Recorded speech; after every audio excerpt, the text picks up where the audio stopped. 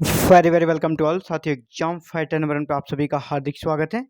साथियों, हम लोग एमपी असिस्टेंट प्रोफेसर पेपर 1 की प्रिपरेशन कर रहे हैं और पेपर 1 के सिलेबस का 70% पेपर 1 का जो सिलेबस है ना, उसमें 5 यूनिट है, जिसमें से 3 यूनिट आपको एमपी जीके को पढ़ना है। तो एमपी जीके मेजर रोल अदा करेगा आपका पेपर 1 में, यानी 70% लगभग कह सकते हैं। 60% जो सिलेबस का पार्ट है वो आपका एम पी जी के का है। तो एम पी जी के हमारा पेपर 1 का बहुत ही महत्वपूर्ण यूनिट है। तो इस एम पी जी के ही 3 यूनिट है, इसमें से पेपर 1 में एम पी जी के 3 यूनिट है। तो उसमें से हम लोग पहले यूनिट को देखने वाले हैं और बहुत सारी क्लासेस पहले भी हुई है, आप हमारे प्ले लिस्ट में जाकर देख सकते हैं।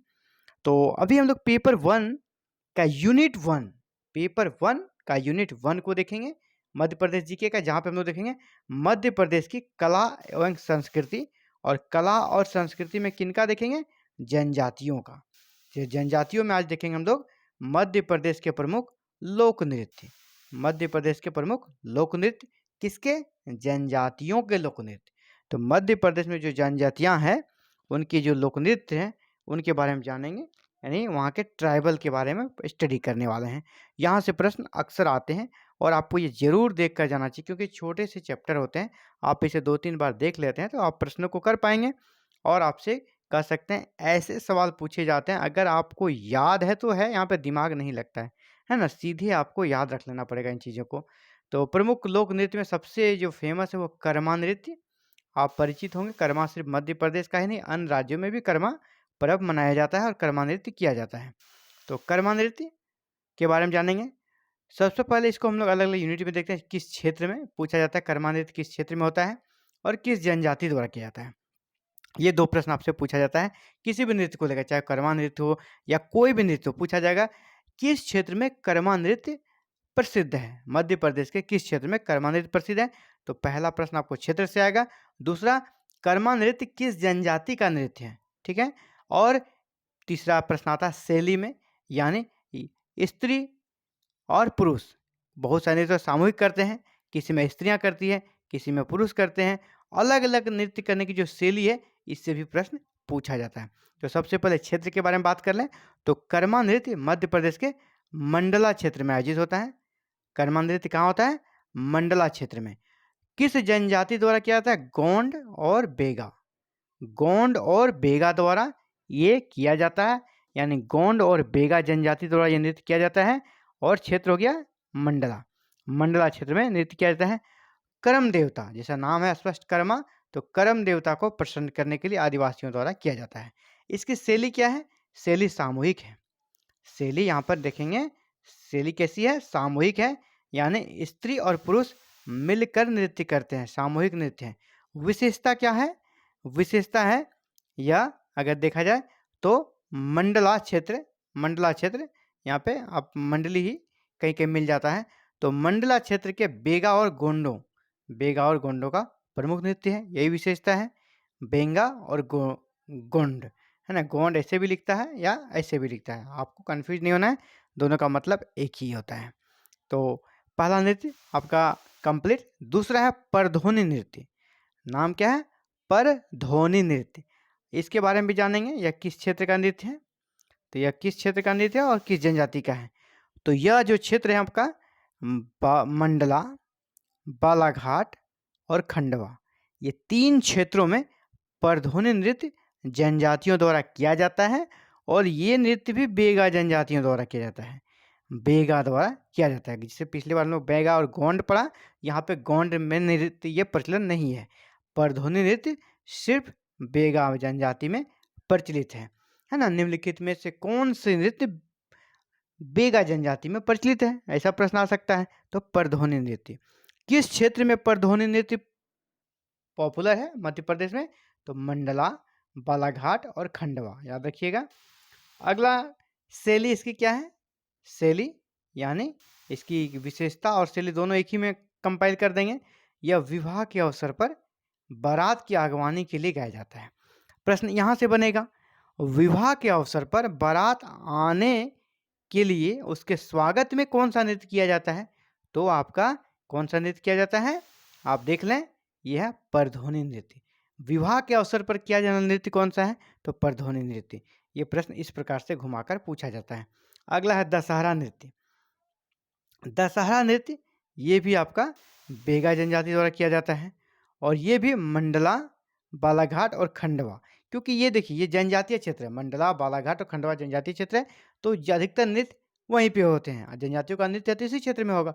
तो दशहरा नृत्य भी बेगा जनजातियों का प्रमुख नृत्य है, और यह क्षेत्र देखा जाए मंडला, बालाघाट और खंडवा, है ना, सेम पिछला जो नृत्य देखा आपने उसके सेम। और यह दशहरा नृत्य नाम ही है, तो कब होगा ये, विजयादशमी। विजयादशमी को हम लोग क्या कहते हैं, दशहरा।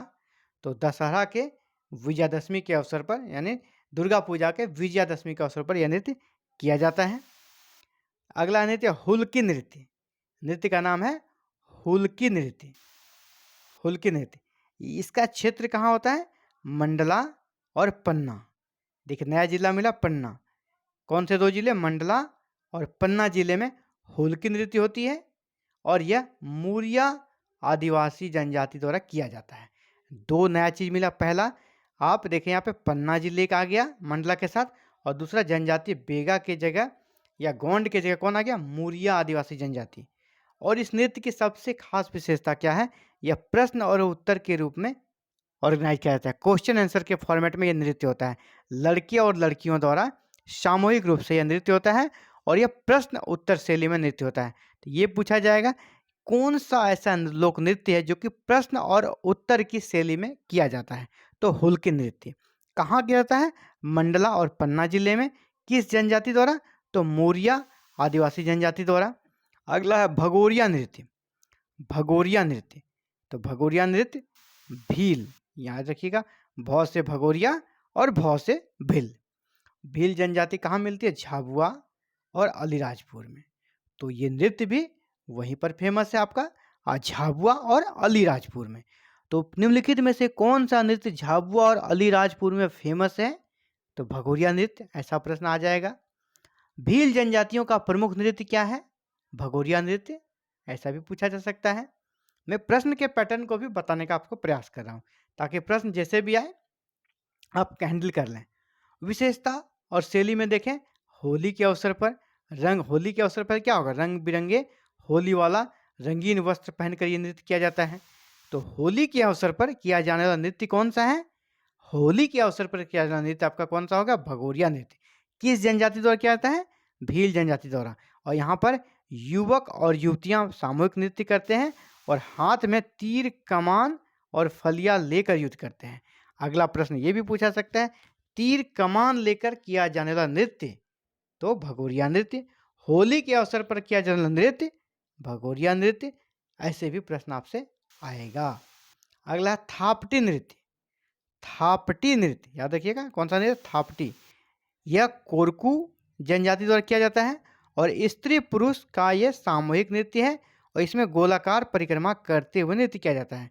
कौन सा नृत्य गोलाकार परिक्रमा करते हुए किया जाता है, तो थापटी नृत्य। थापटी नृत्य किस जनजाति का नृत्य है, कोरकू आदिवासी जनजाति का नृत्य है। इस प्रकार के प्रश्न यहाँ पे बन जाएंगे। अगला सेला नृत्य। सेला नृत्य यह गोंड और कर्मा आदिवासी क्षेत्रों में, गोंड और कर्मा आदिवासी क्षेत्रों में किया जाता है। यानी कौन सी जनजाति करती है, गोंड करती है, और कर्मा आदिवासी क्षेत्र में किया जाता है। शैली और विशेषता क्या है, इसकी शैली क्या है, यह भाईचारे का प्रतीक है, जो केवल पुरुषों द्वारा किया जाता है ना, केवल पुरुषों द्वारा किया जाने वाला नृत्य कौन सा हो गया, सेला नृत्य। कहाँ होता है ये, कर्मा आदिवासी क्षेत्र में, गोंड द्वारा किया जाता है ये नृत्य, गोंड का, केवल पुरुषों द्वारा। अगला अटारी नृत्य, इसका क्षेत्र हो गया, और कौन सी जनजाति, तो भूमिया और बेगा जनजाति द्वारा। अटारी नृत्य कहाँ पे और किनके द्वारा किया जाता है, तो मध्य प्रदेश में जो भूमिया और बेगा आदिवासी जनजाति है उसके द्वारा अटारी नृत्य किया जाता है। और इस नृत्य की विशेषता क्या है, वर्तुलाकार नृत्य है ना, वर्तुलाकार नृत्य है, क्योंकि एक पुरुष के कंधे पर 2 पुरुष चढ़ते हैं। पुरुष जो है उनके कंधे पर दोनों तरफ दोनों कंधे में एक एक पुरुष चढ़ते हैं, और फिर वो नृत्य करते हैं। तो इसको बोलते हैं वर्तुलाकार नृत्य। यानी एक पुरुष के कंधे पर उसके 2 कंधे दोनों तरफ एक-एक लोग चढ़ते हैं और फिर ये नृत्य होता है। ये भूमिया और बेगा आदिवासी जनजाति द्वारा किया जाता है। नृत्य का नाम क्या होगा? अटारी नृत्य। अगला ढांढल नृत्य। ढांढल नृत्य ये है, इसका जो कह सकते हैं कि विशेषता देखेंगे और किस जनजातियों द्वारा और कहाँ पर होता है। तो यह कोरकू आदिवासी जनजाति द्वारा किया जाता है। तो ढांढल नृत्य कौन करता है? कोरकू जनजाति। और कहाँ-कहाँ होता है? खंडवा, बैतूल और देवास। खंडवा, बैतूल और देवास में कौन सा नृत्य प्रचलित है? ढांढल नृत्य। खंडवा, बैतूल और देवास में। और इसकी विशेषता क्या है? यह एक सामूहिक नृत्य है। यह